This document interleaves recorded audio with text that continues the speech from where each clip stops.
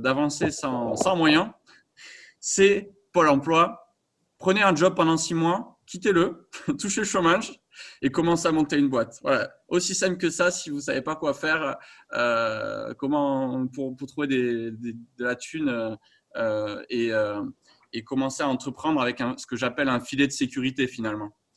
Moi, par exemple, pour mon cas personnel, j'ai jamais touché non plus le chômage, j'ai jamais été employé comme Franck, donc on ne sait pas ce que c'est, mais on sait que ça existe. Et cette partie-là, franchement, si je regarde mon parcours, si je regarde dans le rétroviseur, j'aurais dû bosser 6 mois et j'aurais dû prendre cette porte-là qui est aller chercher le chômage et commencer une boîte. Voilà. Alors, ouais, c'est vrai on est vraiment bien en France par rapport à ça. C'est que on est, je crois, dans le plus beau pays du monde pour avoir le droit de se foirer en fait. Et ça, c'est incroyable parce que clairement, avec toutes les aides qu'on a entre le chômage, le RSA et même les aides BPI, les aides qu'on peut trouver un peu partout, franchement, là pour le coup, l'argent ne doit plus être un problème, hein. Clairement pas.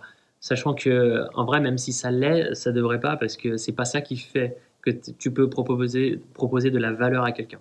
C'est clairement, justement, c'est un peu l'intitulé de ce qu'on est en train de faire, la conférence, c'est qu'aujourd'hui, l'argent n'est plus un sujet. C'est vraiment, vraiment plus un sujet. Dans le sens où tu peux créer une communauté sur les réseaux sociaux. Tu peux atteindre des gens de manière gratuite. On est quand même plus de 2 milliards sur Facebook, je ne sais pas si tu te rends compte le truc, qui sont atteignables gratuitement. C'est juste n'importe quoi. Avant, c'était impossible, ça. Avant, rien que mettre des affiches dehors, c'était plus des milliers d'euros. Enfin, tu vois, c'était vraiment. Avant, c'était en effet réservé à des gens aisés, l'entrepreneuriat. Et aujourd'hui, le fait qu'Internet existe, ça a éclaté tout ça. Et qu'aujourd'hui, des gamins de 13 ans peuvent très bien créer une petite centrale nucléaire dans son village en Afrique. C'est vrai ce que je dis, tu vois. C'est quelque chose qu'on a rencontré à The Family. Et c'est incroyable parce que le gars, il s'est juste instruit sur YouTube pour savoir comment on construisait une centrale électrique parce qu'il n'y avait pas d'électricité dans son village. Il a fait ça et le lendemain, il s'est fait arrêter par les flics parce qu'il n'avait pas le droit de le faire. Il est là, en fait, le changement de paradigme. C'est qu'aujourd'hui, l'éducation est accessible pour tous. On peut trouver des outils gratuits, mais pour faire des choses assez incroyables. Et ça a éclaté tout, en fait. Donc aujourd'hui, on est en France. On n'est pas dans un pays en guerre. Ok, il y a le corona, mais raison de plus pour créer des choses sur Internet. Franchement, on est les moins à plaindre sur ça. Donc clairement, ça va être un non-sujet. Après, on peut rentrer vraiment dans les détails. Je ne sais pas si tu veux qu'on rentre direct dans les anecdotes ou les expériences. Un premier point sur ce que tu viens de dire sur Internet, c'est-à-dire qu'aujourd'hui, il y a aussi une démocratisation de son usage. Si vous voulez, l'ensemble des participants, si vous voulez vous créer un site web aujourd'hui, si vous voulez commencer à automatiser des process, ne serait-ce que quand quelqu'un arrive sur votre site web, remplit un formulaire, qui a un scénario d'email qui se lance automatiquement, tout ça, avant, ça nécessitait de savoir coder et certaines compétences techniques. Aujourd'hui, il y a tous les outils disponibles sur la toile qui vous permettent d'avancer déjà à très bas prix ou même des fois gratuitement. Et voilà, il n'y a plus d'excuses pour ne pas tester quelque chose sur la toile. Et ça, c'est vraiment extraordinaire. On est dans une ère où l'apprentissage est extrêmement rapide. Et il y a certaines entreprises qui sont plus à même d'apprendre que les autres parce qu'elles ont les bonnes pratiques. Donc, on va poursuivre sur ça. Mais... C'est ça, carrément. Tu vois, pour revenir un peu à mon aventure de ma toute première boîte, opijama.com, tu vois, en fait, c'est rigolo parce que quand j'ai eu l'idée de la livraison de petits déjeuners, je m'étais dit, je ne sais pas si les gens ils en ont besoin, d'accord. Au lieu d'aller recruter un dev, de déposer les statuts, de protéger mon nom, de passer une semaine sur le logo, etc. Le lendemain, j'ai juste pris un Vélib à 6h du mat, je suis allé à la boulangerie qui ouvre à 6h30, j'ai pris un croissant, un pain au chocolat, après je suis allé à Monoprix pour prendre les petites bouteilles, tu sais, de jus d'orange pressé trop bon là. J'ai mis ça dans un sac et je suis allé toquer à la porte des gens pour savoir s'ils pouvaient l'acheter pour 10 euros, tu vois. Et en fait, j'ai passé une matinée incroyable parce que j'ai fait ça pour 10 personnes. Et il se trouve que sur ces 10 personnes-là, il y en a 4 qui m'ont dit non, mais va te faire foutre. Mais il y en a 6 qui ont quand même payé, tu vois. Il est là le point. Oh là là, chocolat. Oh là là, pas au chocolat. Il fallait que ça arrive. Oh, le Parisien de merde, là, il débarque dans le sud-ouest, il dit pain au chocolat. Oh là là. D'ailleurs, je crois que j'en connais aussi un certain Alex. Hein. Voilà, Alex, c'était sûr qu'il allait l'ouvrir. Non, mais tu vois, tu vois le point, hein. Le point, il est là. Le point, c'est qu'aujourd'hui, tu peux valider à peu près n'importe quoi juste en descendant dans la rue, en fait. Et une startup, ça se crée pas dans un bureau, tu vois, ça se crée dehors. Il faut juste à un moment être confronté à son marché et ne pas se réfugier derrière le fait que tu n'as pas de site, derrière le fait que tu n'as pas de produit, derrière le fait que personne ne te connaît pour ne pas lancer, en fait, tu vois. Parce que ce que tu risques à faire ça, c'est quoi? C'est que tu restes chez toi pendant des mois et des mois pour créer ton site, ton produit, pour essayer de recruter des gens, dire à tout le monde autour de toi, ouais, moi je monte ma startup, c'est trop cool, on va gagner plein d'argent, et qu'au final, tu lances dans 1 an et demi et tu n'as aucun client, et tu te retrouves comme un con. Et après, il se passe quoi? Bah, tu n'as pas envie de mettre à la poubelle 1 an et demi de travail. Du coup, tu vas continuer, tu vas persévérer, tu vas refuser de voir en fait le résultat, le fait que personne ne veut ton produit, tu vas refuser de le voir, tu vas dire que c'est plutôt eux qui n'ont rien compris. En fait, c'est juste toi qui n'as pas compris. Et du coup, tu vas te mettre dans un espèce d'entonnoir comme ça, de bienveillance où tout le monde te dit que c'est une bonne idée, mais personne n'achète. Et à la fin, tu as perdu juste 2 ans de ta vie à faire un truc qui compte pas, quoi. Tu C'est vois. pour ça que c'est Et super important d'être hyper radical, comme tu le dis, d'être radical aussi dans l'accompagnement des porteurs de projets. S'il doit y en avoir un accompagnement, moi je suis plutôt globalement contre. Je pense qu'il faut laisser les gens naviguer et te poser des questions. Plutôt que de leur dire fais telle chose, voilà, pas leur donner de direction et qu'ils explorent par eux-mêmes, mais de répondre à leurs questions avec les bonnes pratiques. Mais il faut pas laisser place à l'ego, et c'est ce que tu dis là. bien sûr, C'est mais l'ego bien sûr. dehors. Mais bien sûr, et si ça vend pas, ça vend pas. C'est pas grave. Vous avez juste perdu quelques jours de travail. Tu vois? Et au pire, quoi? Vous avez eu une bonne expérience, vous avez rencontré des gens dans la rue, vous avez compris leurs besoins, ils vous ont dit non pour votre produit. Next! C'est pas parce que vous allez décevoir 10 personnes que vous allez être mal vu et blacklisté par tout le monde, hein. On est des millions ici, il n'y a pas de problème, genre il y a de la place pour tout le monde. C'est juste qu'à un moment donné, faut savoir mettre à la poubelle du travail, tu vois. Je commence de plus en plus à penser que un bon entrepreneur, c'est un type qui met facilement à la poubelle du travail. Parce que le gars qui arrive à reconnaître que qu'il n'arrive pas à vendre, c'est un gars qui va aller très très vite et qui à la fin va trouver ce qu'il peut vendre en fait, tu vois, et répondre à un vrai besoin. Ouais, Il est ouais, là le tout point. à fait. Tout à fait. Ouais, c'est intéressant ce que tu dis là-dessus parce que finalement, euh, nous, chez Conquistador, en interne, on met, je pense, à la poubelle, les conquistadors qui sont dans la conf vont se reconnaître, mais euh, on a refait le site web quasiment tous les mois, je crois. Baptiste dédicace, au point que tu peux te poser la question, ouais, mais c'est complètement fou et ça représente une quantité de travail qui est énorme. Mais en fait, c'est que on a la volonté d'être en permanence en phase avec notre marché ou de se rapprocher en tout cas de la perfection. On ne pourra jamais l'atteindre, mais on apprend de plus en plus sur nos clients, comment ils interagissent avec nous, les phrases punchline qu'ils veulent entendre. Le design, est-ce qu'il plaît? Est-ce qu'il est voilà, est-ce qu'il est pas en fit avec la cible?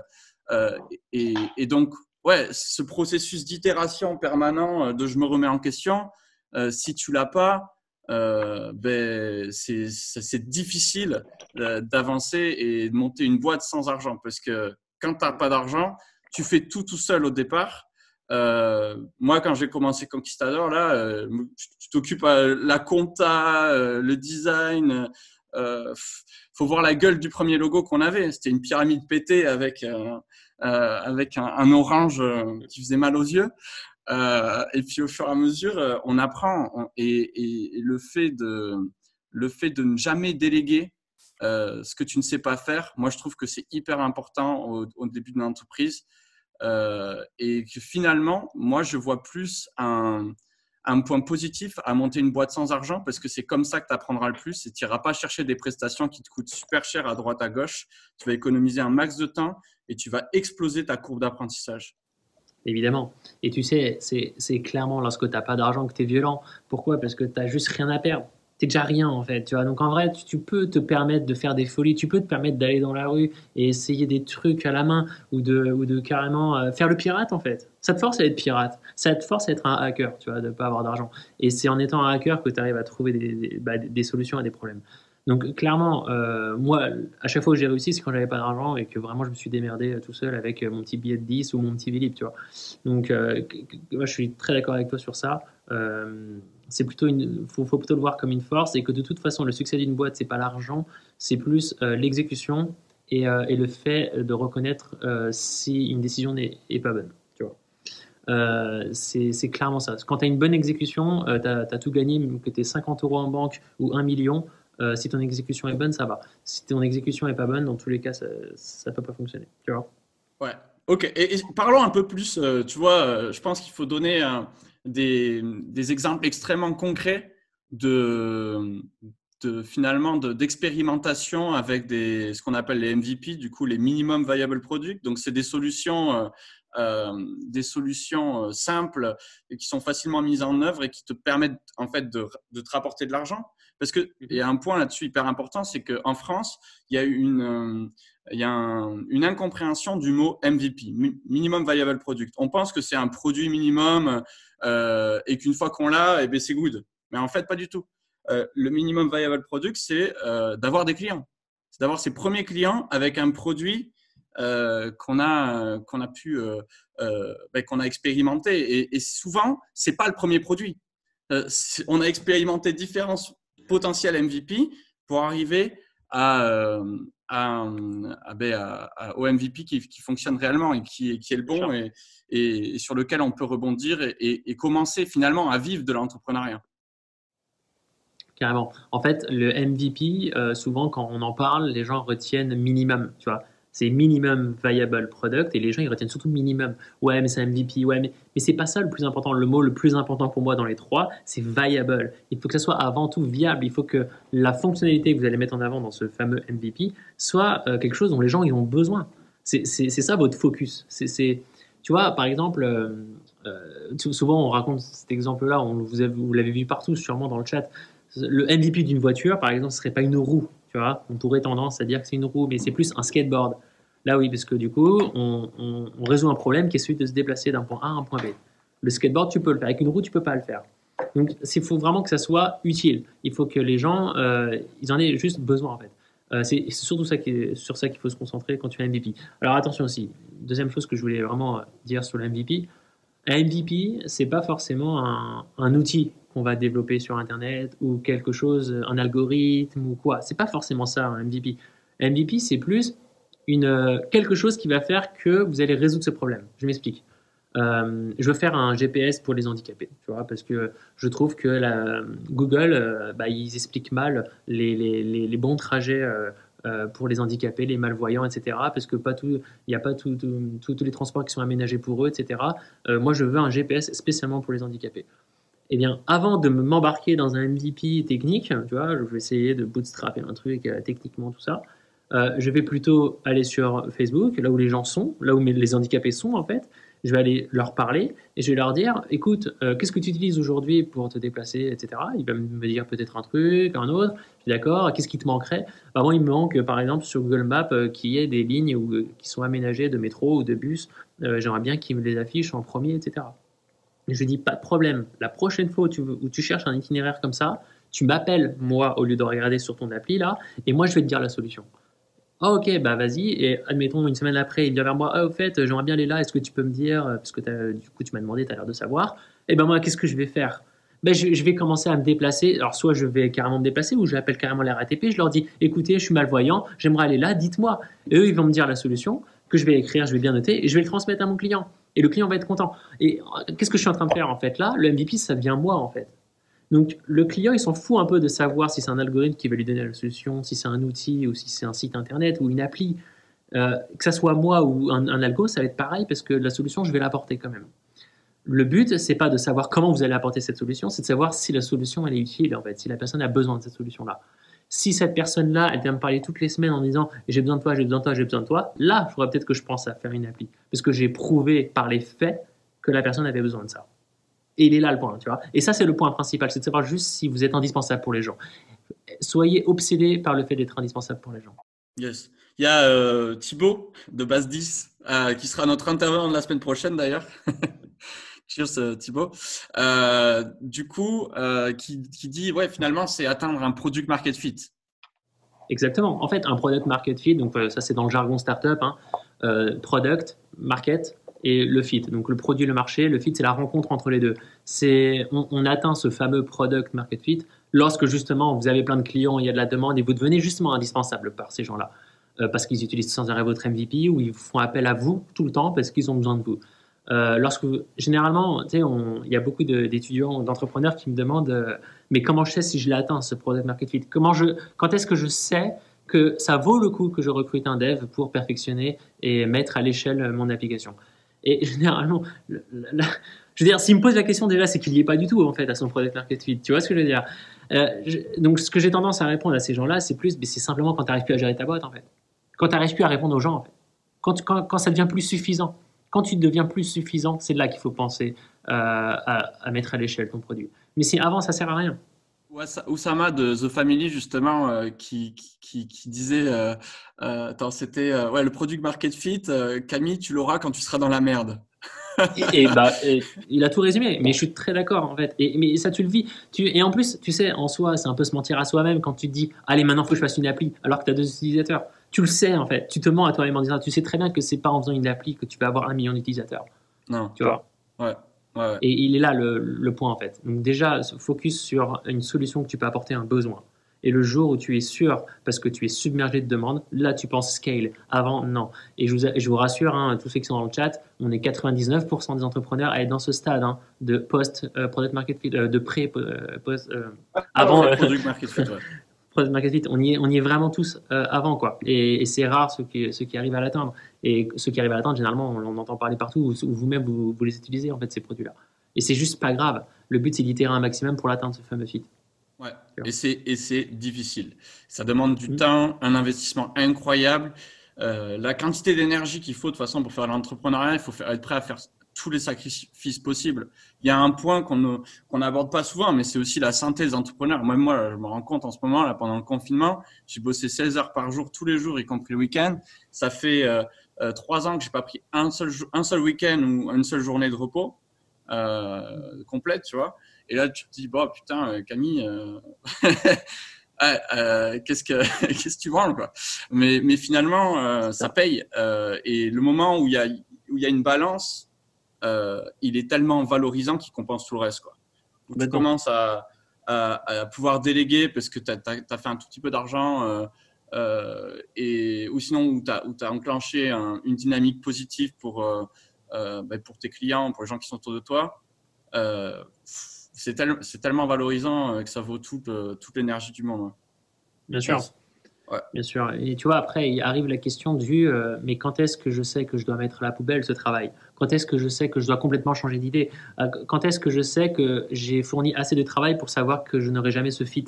Et généralement, alors ça, c'est une question vraiment tricky. Tu vois ce que je veux dire? C'est vraiment pas facile. Et généralement, ce que je réponds à ça, c'est tout simplement quand on n'a plus envie. Parce que tu sais, quand tu n'aimes plus ce que tu fais, vaut mieux arrêter tout de suite. Parce que tu mettras plus assez d'énergie là-dedans. Dès le départ, d'ailleurs. Les entrepreneurs qui n'ont pas une problématique qui les passionne, mais tant qu'ils arrêtent de suite, parce que finalement, ils vont se planter. Après, il y a différents types de patients. J'ai remarqué autour de moi, tu en as qui vont être juste dans la perfection du produit et qui sont fadas d'améliorer et de perfectionner un process ou leur solution, en fait. Ou se rapprocher au maximum des utilisateurs. Mais vraiment, à la base, il faut être hyper amoureux de son problème et pas de sa solution. Et Exactement. C'est très important ce que tu as dit. Tu sais que je trouve même que c'est plus important de savoir pitcher un problème que de pitcher une solution. Pitcher un problème, il n'y a pas de débat. Le problème, il est là. Les gens, ils ont un problème, ils ont une souffrance à un moment donné. Et ça n'a pas de débat. Tu peux débattre sur un produit, une idée. Tu peux en débattre pendant des heures et des heures tant qu'elle n'est pas validée. Mais par contre, un besoin, c'est indébattable. Donc, je préfère largement quelqu'un qui vient vers moi en disant « J'ai repéré un putain de problème, je ne sais pas comment le résoudre, mais il faut se pencher dessus. » Plutôt qu'un type qui me dit « Alors, moi, j'ai fait une super appli qui fait ça, mais j'ai pas de client. » Tu vois ce que je veux dire? Ouais, of course. Ouais, clairement.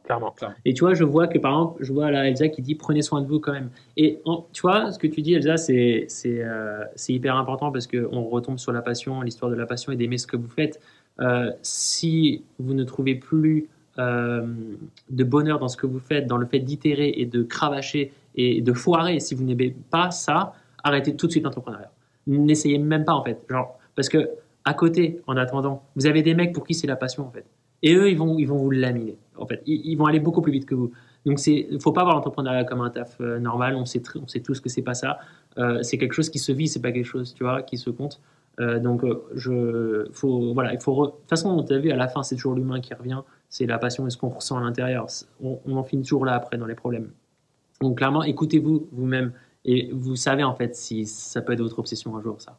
De toute façon, c'est simplement pour moi, quelqu'un qui peut pas vivre dans une entreprise en tant que salarié, c'est quelqu'un qui peut même pas avoir une idée, enfin, s'imaginer bosser pour quelqu'un d'autre, il pourrait même pas respirer tellement qu'il pourrait pas, tu vois. Et c'est ces gens-là qui très souvent, ils arrivent à trouver quelque chose dans l'entrepreneuriat parce qu'ils veulent juste créer leur propre monde, tu vois. Ils veulent casser des règles, ils veulent faire des choses qui disruptent des domaines. Et ça vient de l'intérieur. Ça vient vraiment de l'intérieur, en fait. Je suis d'accord. Et il y a un autre sujet que j'aimerais bien aborder là-dessus, c'est finalement dans l'entrepreneuriat, quand on commence, les gens ils voient beaucoup l'argent comme un tremplin pour démarrer, alors que ça devrait être beaucoup plus un accélérateur à partir du moment où tu as vu que tu avais fait suffisamment baisser le risque pour ton business et que tu avais réellement commencé à faire du chiffre. En fait, l'argent appelle l'argent. Qu'il faut justement commencer à y aller. Ouais. L'argent est un moteur seulement quand tu as validé ton produit. Point. Il n'y a pas d'autre débat en fait. Il ne faut pas aller plus loin. Je ne crois pas à la personne qui me dit j'ai besoin d'argent lorsqu'elle n'a pas validé son produit. Non, tu n'as pas besoin d'argent. Je suis désolé. Même si tu veux ouvrir un restaurant. Tu vois, tu sais ce que je réponds à ces gens-là, ceux qui veulent ouvrir des restaurants, ceux qui veulent ouvrir une baraque à frites, ou ce que tu veux. En fait, ce que je réponds à ces gens-là, c'est tu as une communauté. Tu as des gens qui te suivent et qui aiment déjà ce que tu fais, ce que tu es. Ah bah non, mais mec, même si tu l'ouvres demain et que je te donne 1 million, il n'y aura personne à ta baraque à frites. Et en fait, si tu veux, c'est ça aussi que nous a offert Internet, c'est que n'importe qui aujourd'hui peut devenir influenceur. Quand je dis influenceur, je ne parle pas de Thibaut InShape et tout, ok. Je te parle même un gars qui a 50 followers. Il est influenceur parce que lorsqu'il va mettre une story, une publication, on m'appelle en même temps, tu vois, c'est des gens, on est tous influenceurs, c'est ça que je voulais dire. Maintenant, aujourd'hui, on a la chance que même sans produit, sans service, on peut poster une story. Et c'est en faisant ça tous les jours, en racontant ton histoire, ta passion, ce que tu veux, ce que tu fais, que tu arrives à rassembler des gens autour d'un même domaine, tu vois. Ça, c'est un travail sur le long terme. Il faut aimer le faire. Mais quelqu'un qui fait ça pendant 6 mois, 1 an, il arrive à justement avoir des gens qui le suivent et qui adhèrent à ses idées, sa manière de parler, sa manière de penser, etc. Là, le jour où il sort n'importe quoi, une marque de vêtements, une baraque à frites, tout, il aura des gens, en fait. Et c'est le plus important parce que si tu arrives à prouver à un investisseur, par exemple, que tu as des gens qui te suivent, il va te donner de l'argent. Tu vois à condition qu'il paye. C'est ça, mais la raison de donner de l'argent à quelqu'un ou de lever des fonds, c'est pas parce que tu as une belle gueule, hein, c'est parce que tu arrives à me prouver qu'il y a des gens qui vont acheter derrière. Donc, soit d'abord influenceur, et d'abord des gens qui te suivent et qui aiment ce que tu es, ce que tu fais et ta passion, et après on va parler. Tu sais que quand j'ai lancé mon association Art Pulse, ma soirée, je ne l'ai pas fait jour 1. Hein. Évidemment que je n'ai pas organisé une soirée jour 1, il n'y aurait personne. Non, ce que j'ai fait d'abord, c'est un site internet qui répond à un problème. C'était quoi le problème à l'époque? C'était on n'arrivait pas à trouver ce genre de soirée en France, okay, de art style, ce fameux style de musique dont je parlais tout à l'heure. Du coup, j'ai simplement fait un WordPress à la con où j'ai mis une map et à la main, tous les soirs, je rentrais les soirées qu'on n'arrivait pas à trouver sur Internet parce que c'était galère pour les retrouver. Et c'est comme ça que je me suis créé une communauté. J'avais 2000 personnes qui venaient tous les jours sur mon site et c'est comme ça qu'on a réussi à se faire un nom. Mais pendant 2 ans, c'était comme ça. Et après, en effet, quand j'ai lancé ma soirée, j'avais 150 personnes, mais c'était assez simple en fait, parce qu'il y avait déjà des gens qui suivaient cette entité, tu vois. Et point en fait. Et cette soirée, je l'ai fait avec 50 euros, hein, tu vois.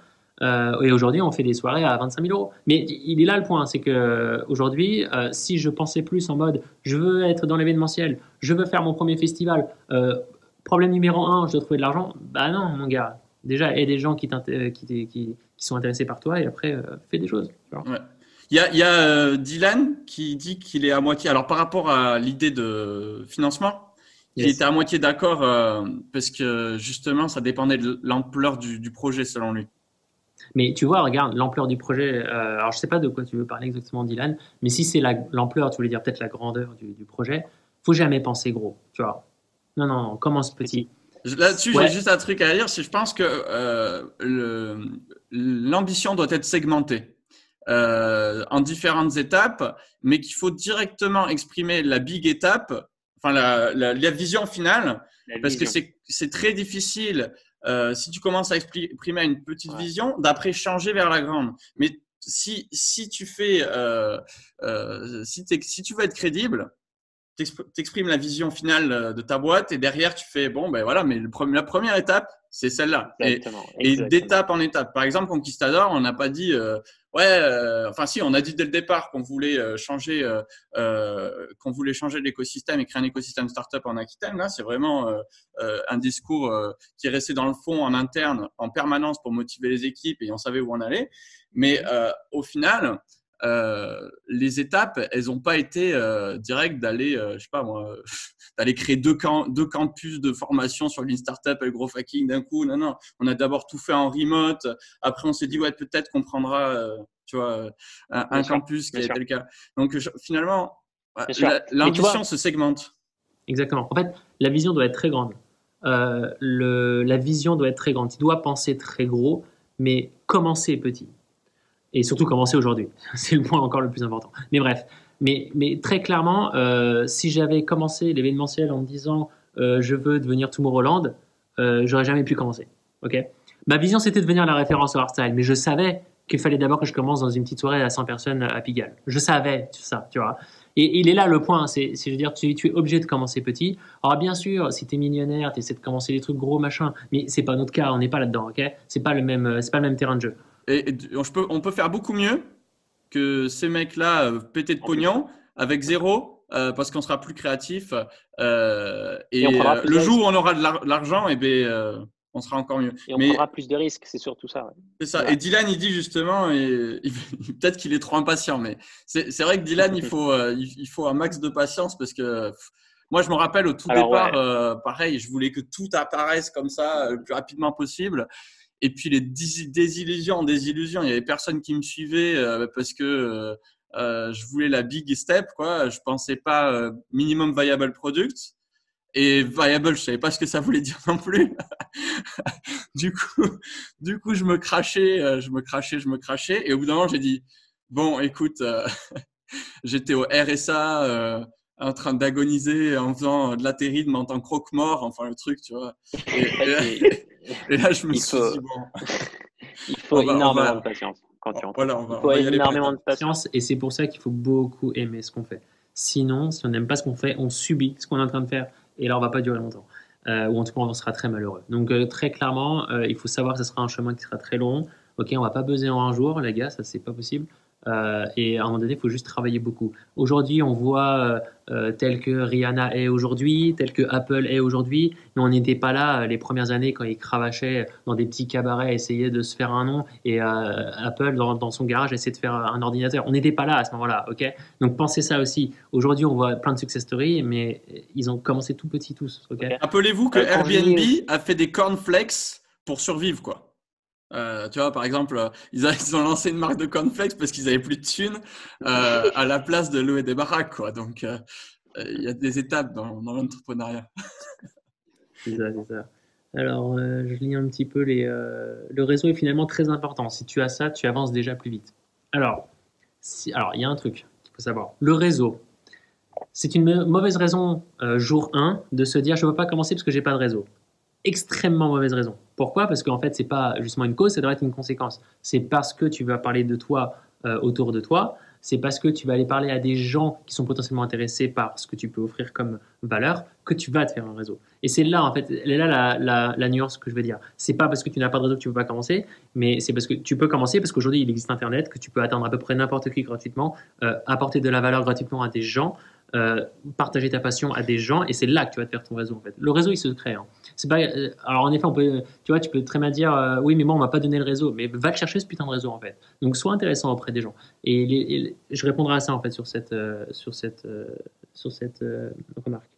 Je suis d'accord, plus on avance, plus nos références comparatives évoluent. D'accord. Ok.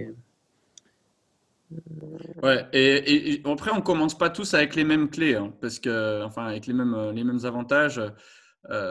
Et bon, après, c'est des choix. À quel moment de ta vie tu veux être entrepreneur aussi, ça, c'est en fonction de toi. Mais le plus tôt sera le mieux. Parce que surtout au départ, on a zéro responsabilité. Moi, j'ai pas de gosse, j'ai pas de famille.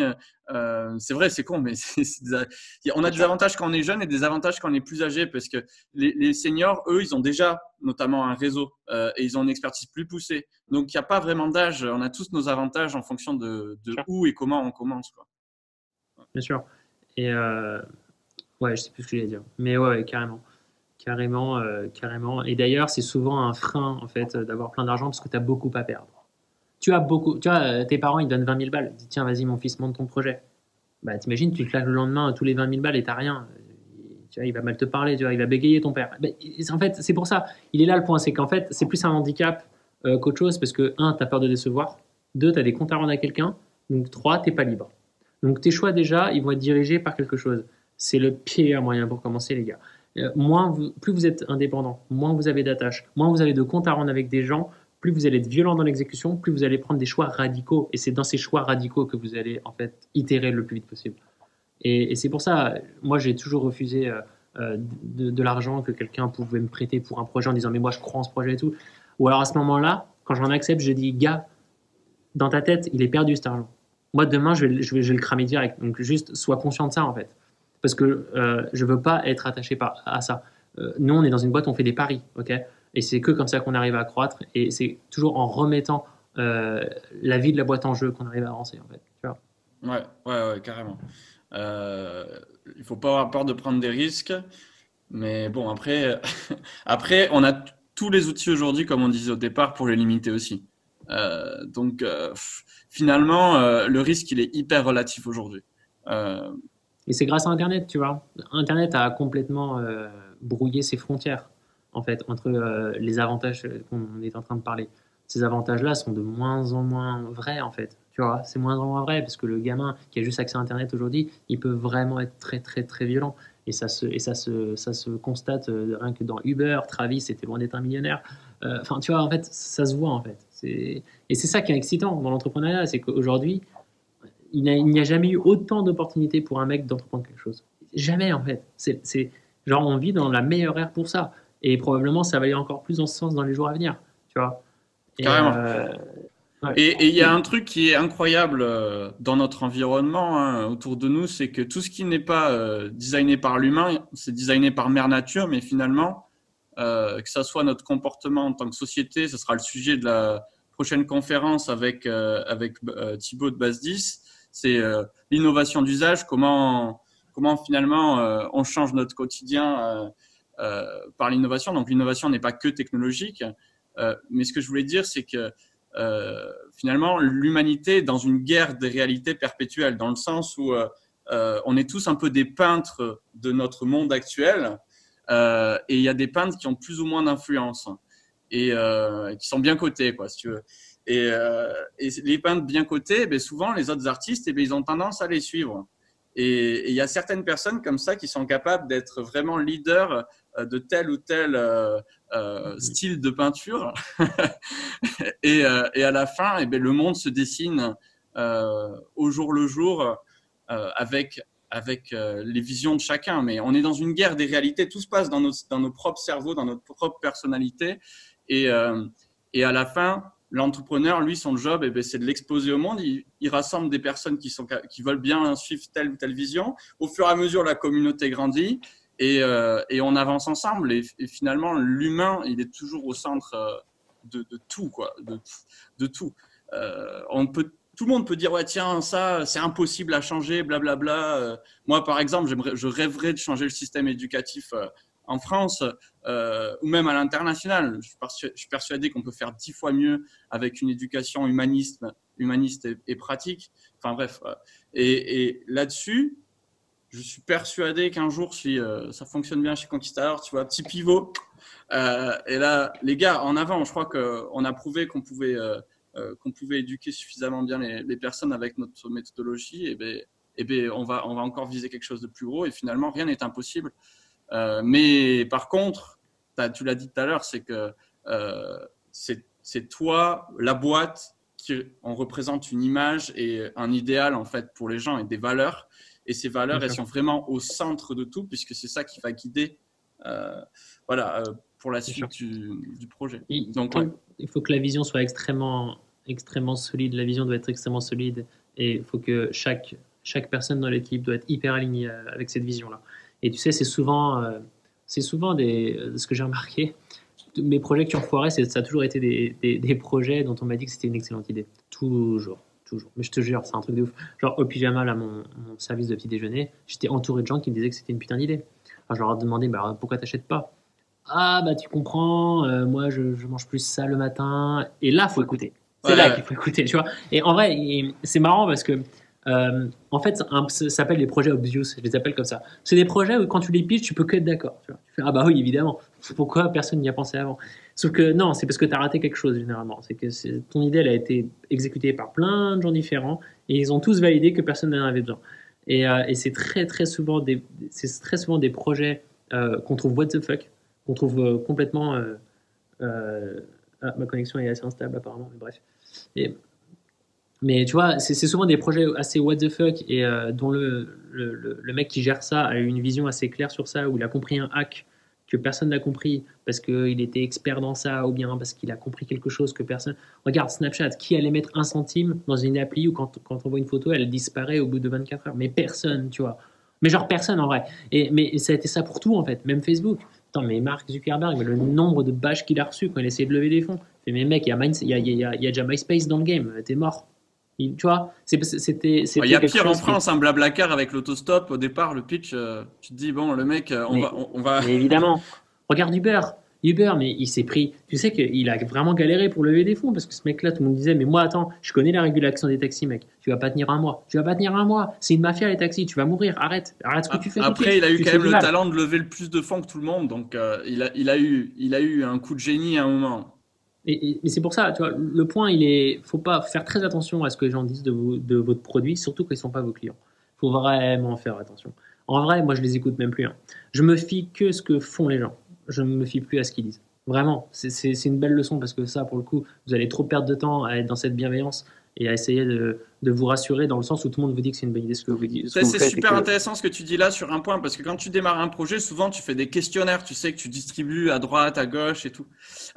Et tu vas avoir du feedback, mais la réalité, c'est que le feedback va être d'une qualité pourrie parce que les gens ne sont pas sincères. Il y a une bienveillance. Et c'est pas de leur faute. Ouais, non. Pas leur en vouloir. C'est sûr. Mais c'est très vrai à chaque fois. Tu regardes tous les questionnaires distribués ou quoi, il y a des super réponses et en fait, le gars, il arrive avec en pensant que ça va marcher, mais la réalité, c'est comme tu dis, l'action de l'achat qui prouve en fait l'intérêt, un engagement suffisant pour que tu gagnes ta vie, eh bien, il n'est pas là. Exactement. Et c'est pour ça qu'aller expérimenter sur le web, ne serait-ce qu'avec juste une landing page, donc une page web, demander juste email. Si tu as un intérêt pour ça, tu me laisses ton email, je te recontacte dès que j'ai le produit qui est développé ou n'importe. Ben là, ça a beaucoup plus de valeur ça que aller demander à droite à gauche. Évidemment. Tu sais, j'en viens même à penser qu'au final, c'est toujours quand tu as des feedbacks violents ou très négatifs que tu tiens un truc. Si tu n'as que des feedbacks positifs, mec, il faut vraiment s'inquiéter. Souvent, un fit que tu peux repérer, c'est soit lorsqu'on t'insulte parce que tu shippes pas assez fast, tu n'es pas assez rapide en fait. Mec, arrête, tu traînes là, vas-c'est quand je peux acheter, on t'insulte.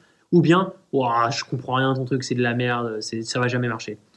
Quand tu crées en fait cette émotion violente, c'est que tu tiens un truc généralement. Ou en tout cas, tu n'es pas indifférent à ces gens-là. Et ça vaut le coup de creuser. Ça vaut beaucoup plus le coup de creuser quand tu es face à ce genre de feedback plutôt qu'un juste un gars qui dit ouais, c'est une bonne idée, next, je fais autre chose après. Ouais, exactement. Et moi, j'ai fait le tri, par exemple, sur LinkedIn, on a reçu pas mal de feedback et on a fait 2-3 campagnes sympas. Et à chaque fois, ce que je regarde, c'est les commentaires les plus pourris. Parce que finalement, c'est ces gens-là qui te défoncent pendant, tu vois, ils prennent des fois le temps d'écrire des bons pavés. Et là, tu lis tout, tu fais, mais en fait, le mec, il a tellement raison. Et que tous les commentaires positifs, tu les fous à la poubelle parce que tu dis, bon, ben, j'ai rien appris. C'est clair. C'est clair. Ça, ouais. Et ça, c'est amusant. Amusez-vous à aller sur Kickstarter et regarder les produits qui ont atteint leur goal. Et regardez les commentaires, parce qu'ils ont toujours du retard, on est d'accord, parce que c'est pas des entrepreneurs, ils ne savent pas comment faire des produits physiques. Donc, ils ont toujours au moins 1 ou 2 ans de retard pour shipper les produits, mais ils se font insulter toute la journée, ces gens-là. Mais c'est génial, parce que ça prouve qu'en fait, ils ont vraiment besoin de ce truc-là. Ils n'en peuvent plus d'attendre, ces gens-là.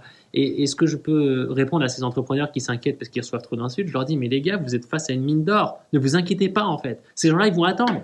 Tu vois, ils vont juste attendre, en fait.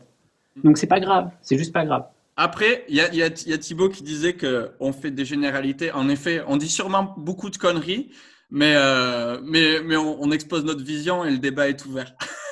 Évidemment, évidemment, rien n'est noir, rien n'est blanc. C'est juste une tendance qu'on arrive à remarquer en exécutant et qu'il y a plein de choses qui paraissent intuitives qui sont contre-intuitives.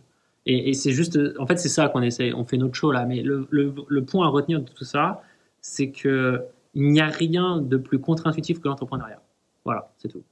Il ne faut pas se fier à ce qui paraît intuitif en fait. Ah, on me dit que c'est une bonne idée, du coup je dois continuer. C'est faux. Ah, on me dit qu'on va me piquer mon idée si j'en parle. C'est faux. En fait, il y a tellement de choses contre-intuitives dans ce milieu que c'est pour ça qu'en fait on fait nos shows et qu'on extrapole des choses. Mais c'est pour vous mettre ça en tête en fait. Et quand vous êtes dans le game, vous le comprenez très vite ça. Et la réalité vous rattrape parce qu'à la fin, c'est voilà, le marché qui a toujours raison, quoi. C'est eux qui mettent la carte bleue. Donc.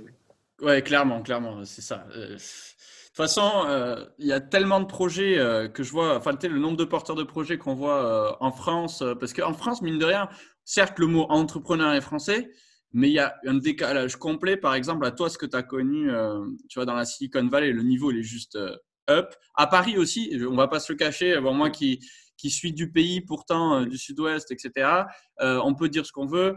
Aujourd'hui, on a encore beaucoup de choses à apprendre de la place parisienne parce que ça a été la première à être touchée par cette mouvance en fait start-up et avec des gens qui venaient aussi de l'extérieur, qui avaient vécu des choses à l'étranger et avec des entrepreneurs de très très haut niveau. Si tu commences à avoir une conversation avec Xavier Niel, Frédéric Mazena, donc Blablacar, Free, etc. C'est quand même d'un autre niveau. Enfin, c'est des niveaux qui sont très élevés. Malheureusement, ces gens-là, ils habitent à Paris. Ils ont créé des écosystèmes autour d'eux. Et donc, le savoir-faire vient de là-bas. Aujourd'hui, il faut le ramener en province pour pouvoir booster à fond nos écosystèmes régionaux. Et donc, c'est cool que Franck soit là aussi pour faire ça. Yes. Yes. Mais tu vois, pour l'anecdote, quand j'étais dans la vallée, je voulais savoir en fait si je devais monter ma boîte là-bas ou en France. Tu vois, c'était pour cette raison que je suis parti. Et en fait, là-bas, c'est tellement la base, tout ça. C'est tellement en fait dans leur ADN que tu as beaucoup plus de chances de lever des fonds en France que là-bas. Parce qu'il y a encore beaucoup d'investisseurs en France qui n'ont pas du tout cette mentalité-là et que dès qu'ils repèrent un ovni un peu qui arrive à prouver des choses par des métriques, que son produit il est viable, ça paraît une évidence en fait pour ces investisseurs. Tandis que là-bas, mon gars, tu as juste 10 autres qui sont passés avant toi qui produisent les mêmes métriques, tu vois. C'est pour ça qu'on a des avantages énormes ici parce qu'il y a beaucoup de place pour entreprendre. Et là, ça parlait de niveau. Dylan, tu parlais de niveau d'écart culturel. Alors moi, je suis bien placé pour parler d'écart culturel parce que ne serait-ce qu'entre Donostia, Saint-Sébastien et Iparralde, donc le Pays Basque français, enfin Nord, pardon, Balcatou. Là déjà, la différence culturelle, tu la sens, quoi. Et pourtant, il n'y a pas beaucoup de distance. Donc bon, il y a certes une énorme différence culturelle avec Paris. Et je pense que de toute façon, l'entrepreneuriat, il a une ADN. Enfin, l'entrepreneur, il garde l'ADN de son territoire. Et c'est aussi pour ça que nous, chez Conquistador, on a une ambition qui est régionale ou locale, si tu veux. Parce qu'on considère en effet que les boîtes, si elles sont construites sur notre territoire, elles porteront les valeurs du Pays Basque, qui seront solidaires, qui seront près de l'agriculture, de l'industrie, etc., etc. Et tout ça, c'était important parce que les valeurs d'une boîte, c'est avant tout les valeurs des hommes qui en font partie, quoi. Et moi, j'aime bien les hommes de notre territoire. Bien sûr. Tout est dans le mindset. Hein. C'est pas l'idée qui fait le succès d'une boîte, c'est vraiment le mindset de son équipe, hein, très clairement. C'est clairement l'humain. À la fin, on revient toujours à l'humain, de toute façon. Tout le temps. C'est un truc de ouf, mais tout le temps. Il y avait un truc hyper important aussi sur l'humain. N'embauchez pas. Alors ça, c'est des expériences personnelles aussi. Je sais pas si tout le monde le partage, mais souvent il y en a qui vont dire ouais, allez, va te prendre un stagiaire au départ, tout au départ de ton entreprise. Ça va t'aider à avancer. Blablabla. En fait, tout ça, c'est très très chronophage. À mon sens, je sais pas si y en a qui peuvent partager, mais moi, avoir commencé 2 boîtes, à chaque fois quand j'ai pris des gens au départ qui étaient des juniors ou même qui avaient le même niveau que moi, mais tout le monde apprend au même niveau. On est tous des billes au départ parce qu'on va sur un nouveau secteur d'activité qu'on ne connaît pas. Voilà, on n'est pas au niveau. Alors, essayer de monter quelqu'un au niveau quand toi-même, tu n'es pas au niveau, eh bien, tu perds du temps, quoi. Donc, petit conseil. Et un autre truc sur l'aspect juridique, moi, j'y avais pas du tout pensé au départ. Je me suis dit, ouais, je commence une boîte, je vais construire des statuts en SAS ou peu importe. Mais commencez tous avec le statut auto-entrepreneur, à mon sens, aujourd'hui. Il y a ce statut-là qui vous permet d'avancer en hyper lean, donc flexible, de commencer à faire un tout petit peu de chiffre d'affaires en payant peu de taxes. Et le jour où vraiment ça bascule… Désolé, chérie, c'est le truc auquel je vais participer. Et si… Merci, Mickaël. S'il y en a s'il y a des gens qui commencent à acheter votre produit, ben à ce moment-là, pensez à cadrer la structure de votre entreprise et prenez des statuts juridiques plus adaptés. Et tu vois, j'irais même plus loin que ça. En vrai, les gars, commencez à vendre dès maintenant. En fait. Vous n'avez pas besoin de même être auto-entrepreneur. Là, tu sais, la valeur que tu as à offrir, ça n'a pas de frein en fait. Tu peux pas te dire c'est parce que j'ai pas de statut comme ça que je peux pas offrir de valeur. C'est pas. Mais les gars, en fait, ça c'est pour le coup, c'est une excuse pour moi de vraiment pas essayer des choses. C'est vraiment une excuse de pas. En fait, je pense que c'est la peur d'être confronté devant le marché, d'avoir peur que quelqu'un te dise non en fait. Et je pense qu'on devient entrepreneur le jour où quelqu'un te dit j'ai pas besoin de toi.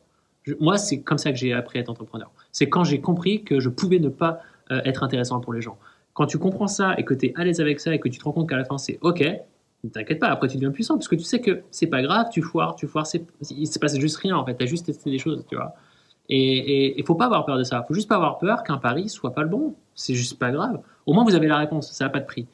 Parce qu'en attendant, il y a des mecs pendant 20 ans, ils ont une idée en tête mais ils veulent pas l'exécuter parce qu'ils ont peur de je ne sais quoi, et ils auront jamais la réponse. Donc, je préfère largement que vous foirez pendant une semaine et que vous ayez plus ce regret-là quand vous aurez 50 ans plutôt que maintenant. Quoi. Tu vois ouais. J'ai un exemple qui est extraordinaire. C'est un des partenaires de Conquistador qui est Pierre-Louis d'Argenteuil. C'est celui qui s'occupe de la partie investissement et challenge de business model, de business plan pardon, et de pitch deck. C'est les documents qu'il vous faut pour aller lever des fonds. Et ce mec-là, il a travaillé 10 ans comme VC, donc comme venture capitaliste, et donc il a vu plein d'entrepreneurs passer. Et là, il a quitté son ancien fonds d'investissement qui est Cambo & Partners, c'est un gros fonds parisien. Et, et il s'est retrouvé de l'autre côté de la table, tu vois.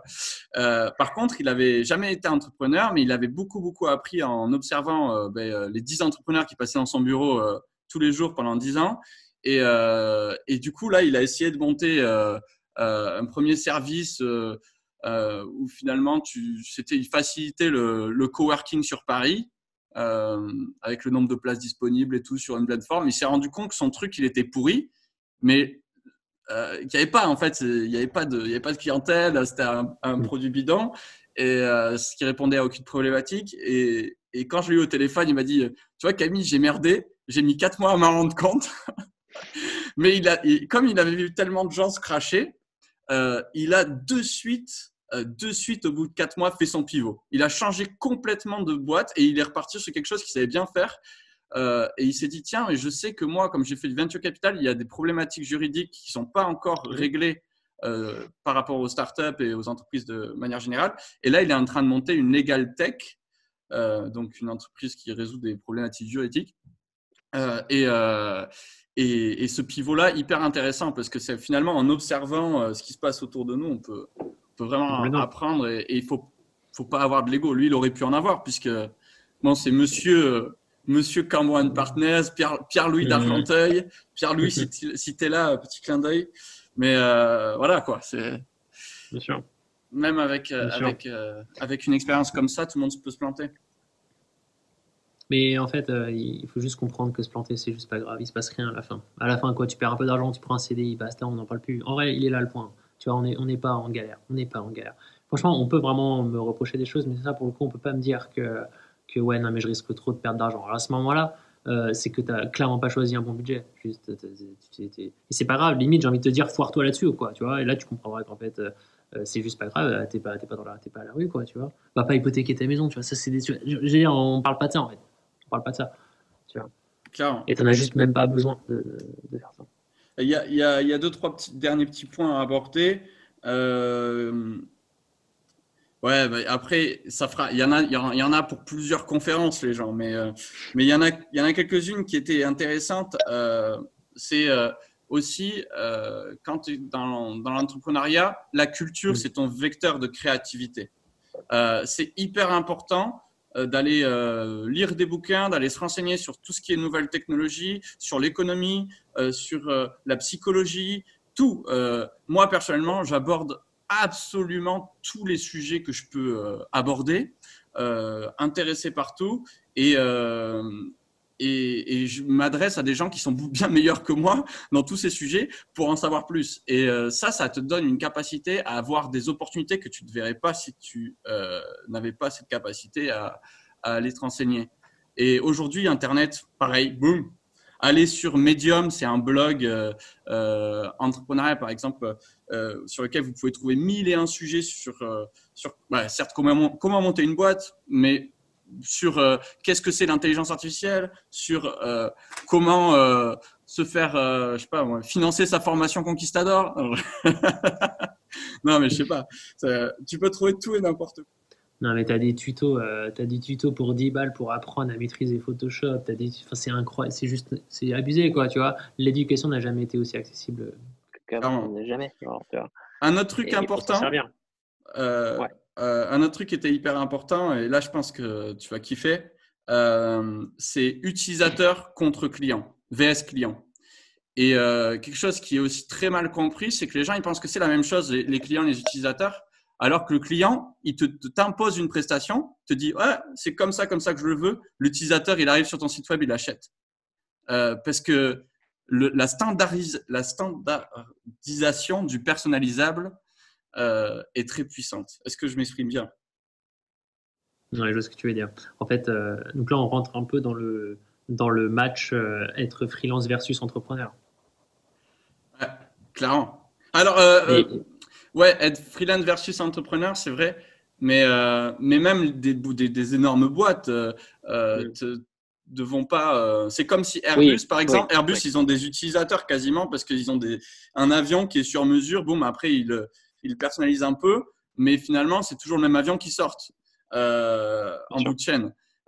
Et là, c'est comme si les clients, finalement, ils leur demandaient uniquement des avions sur mesure, après avions sur mesure, avec différents moteurs, etc. Et le fait d'avoir tout standardisé et de pouvoir le vendre le même format en ligne à plein de gens différents, eh bien, c'est extrêmement puissant parce que tu as beaucoup moins de travail derrière.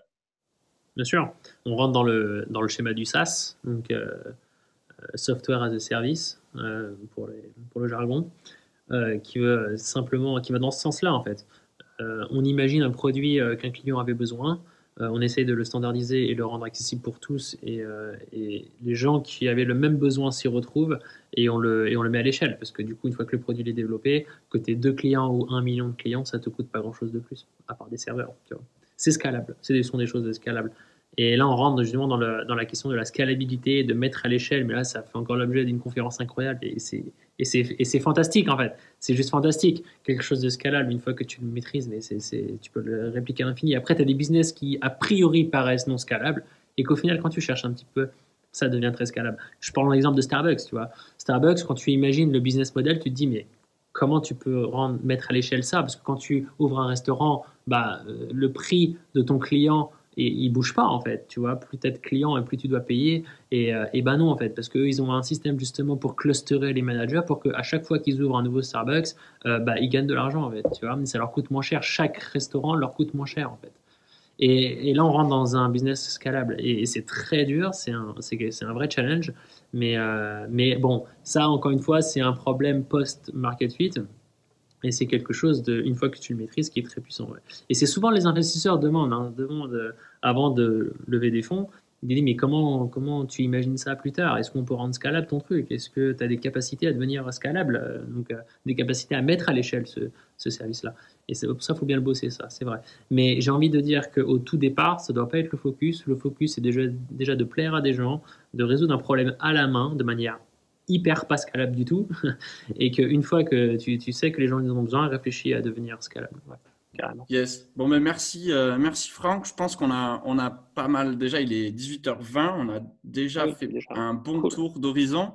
Ah, il y a tellement d'autres choses à dire, mais c'est clair. On pourrait aussi rentrer dans le détail pratique des outils, sur comment vous montrer comment développer une communauté, ce que Franck sait bien faire, comment aller développer une landing page avec une expérience utilisateur qui est optimale, reliée à une base de données, un CRM, pour que vous gérez vos premiers clients, travailler vos valeurs de proposition, regardez comment les tester, comment tester différents business models, blablabla. Voilà, il y a tellement de choses à voir. Mais bon, allez, si vous avez envie d'entreprendre et vous êtes salarié, démissionnez, Pôle emploi vous filera le chômage. Si vous voulez vous former avant de démissionner, sachez que c'est possible aussi. Là, je fais le basculement, tu sais, terrible. Nous, on fait de la formation Growth Hacking et Lean Startup. Du coup, c'est un peu tout ce qu'on vient de voir. On essaie d'accompagner au maximum les porteurs de projets. Franck en fait partie. Bon, il y a Jérôme là qui est là, il y a Déborah, PA, Pierre-Alain, voilà, une petite équipe Conquistador. Nous, notre job, c'est quoi? C'est renforcer la courbe d'apprentissage des individus pour soutenir la croissance des entreprises, parce qu'on est convaincu que les deux sont reliés, c'est pas une surprise, et donc on fait ça sous différentes formes. Nous, on maîtrise des expertises technologiques, enfin des expertises digitales, on va dire, et ça nous permet d'aller expérimenter rapidement sur Internet des idées de business, mais aussi d'optimiser des business existants. Donc, c'est on fait un peu la comparaison. Le Lean Startup, c'était la conférence d'aujourd'hui avec le Bootstrap, c'est comment développer, aller tester une idée le plus rapidement possible et trouver ce qu'on appelle finalement un product market fit. Donc, c'est un marché avec ses premiers clients. Et le growth hacking, qui est la deuxième étape finalement, c'est beaucoup plus orienté sur le développement, l'identification, le développement et l'optimisation de leviers de croissance pour les entreprises. Et donc, c'est vraiment, nos formations sont basées là-dessus. Bientôt, on va diversifier avec, par exemple, Franck va faire une formation sur le community management, ce genre de formation, une sur le product owner. Donc, on essaie de rassembler les meilleurs profils qu'on trouve localement, parce que c'est que des gens qui sont du coin. Même Franck qui a déménagé chez nous. et du coup, on essaie de proposer de la qualité. Et enfin, pour ceux qui ont des boîtes, qui veulent monter des boîtes, sachez que nous, tout notre savoir-faire d'entrepreneur, gros hacker, eh bien, on le troque contre 6% du capital. Et on monte une infrastructure en fait vraiment dédiée pour accompagner les entrepreneurs ambitieux. Donc, l'éducation, Lean Startup, Growth Hacking, à toutes les bonnes pratiques entrepreneuriales. On est aussi en train de monter un fonds d'investissement Evergreen pour financer tous ces projets. Et on a des partenaires tels que, par exemple, Cambon & Partners, Kima de Xavier Niel, etc., qui viennent investir dans les projets Conquistador à partir du moment où on les a suffisamment accompagnés, après, ce n'est pas notre job d'atteindre le product market fit, mais à partir du moment où il y a réellement un marché. Et enfin, on forme des talents et on les injecte dans notre écosystème. Et donc, c'est un avantage à la fois pour les gens qui se forment chez nous, puisque à la sortie, on essaie de les injecter dans des boîtes de chez nous. Et un avantage pour les boîtes qui viennent chez nous aussi, puisque tout simplement, ils ont accès aux talents sur des expertises qui sont extrêmement recherchées, puisque sur le territoire, notamment Growth Hacking, il n'y a personne d'autre qui fait de la formation en Growth Hacking en Aquitaine. Voilà. Et enfin, on est une communauté parce qu'on se serre les coudes. Voilà, la valeur un peu solidarité dont je parlais tout à l'heure. On se serre les coudes, on est là pour booster l'écosystème au maximum avec ce qu'on considère être les bonnes pratiques. On a des valeurs particulières sur la sélection. Nous, vous avez bien compris, Franck, c'est quelqu'un d'intense aussi, et tous les gens dans l'équipe le sont. On n'est pas là pour chômer, on aime bien quand ça avance vite et on donne tout. Savoir-faire, c'est simple, si tu entreprends dans un secteur d'activité, c'est que tu as un minimum de connaissances dessus ou tu as une très très forte volonté, une curiosité derrière pour pouvoir te monter en compétences dessus. Les gens qui ne sont pas curieux, je pense qu'ils ne feront pas de bons entrepreneurs, à mon avis. Ensuite, savoir-être. Nous, on est des humanistes, vraiment au sens large. On défend des valeurs de tolérance humaine qui nous sont propres. Si vous n'avez pas ça, vous n'êtes pas les bienvenus. Et enfin, ambition. On est là pour monter des grosses boîtes. Donc, c'est sûr qu'il y a d'autres acteurs locaux qui vont être à même si vous avez envie de monter un resto ou n'importe quoi, une boîte. Par exemple, dans l'industrie, il y a Estia qui doit faire ça très bien. Si vous avez un projet social et solidaire, il y a Ethicop. Voilà. Mais nous, notre job, c'est vraiment la start-up. C'est pour ça qu'on n'est pas. Vous avez il y en a peut-être qui ont dû se dire, ah tiens, il parle de trucs, mais ça s'applique pas à mon marché, c'est vrai. Nous, notre job, c'est essayer de faire en sorte de construire des entreprises scalables et de les faire s'implanter sur notre territoire, donc basco-béarnais, si je puis dire, et de les faire grandir pour qu'ils amènent de l'emploi et voilà, et exporter nos savoir-faire à l'étranger. Donc voilà un peu l'ambition qu'il y a derrière et où c'est qu'on en est. Et si vous... Le but, c'est de bombarder. On bombarde vos projets, on va jusqu'au bout, on teste des choses et clairement, on valide le plus vite possible. C'est là, on arrête. C'est ça. Et le point important quand même, c'est peut-être aussi tout simplement, si vous avez déjà une boîte existante, je sais que moi, je discute beaucoup en ce moment avec des gens qui ont des ETI notamment ou des grosses PME. Nous, un de nos objectifs principaux, c'est pas de faire de l'innovation ou faire de la start-up en solo. C'est de prendre les meilleurs profils experts du territoire et de les fusionner avec notre identité entre guillemets de start-upper et notre savoir-faire et imaginer 2 minutes que le meilleur ingénieur soit fusionné avec, bosse en équipe avec le meilleur des entrepreneurs entre guillemets digital, donc gros hackers. Ça donne des boîtes de malades. Il y a qu'à voir l'industrie basque. Si seulement elle avait pas une connaissance, c'est pas vrai, mais s'ils avaient un peu plus de talent au sein de leurs équipes sur la partie digitale, ils pourraient développer des boîtes en IoT, justement, dans des objets connectés de psychopathes, avec une industrie 4.0 qui serait pas juste démo.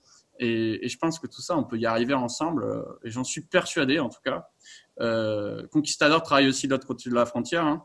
On est notamment partenaire avec HKBA, qui est une grosse ETI à côté de Donostia, à côté de Saint-Cep.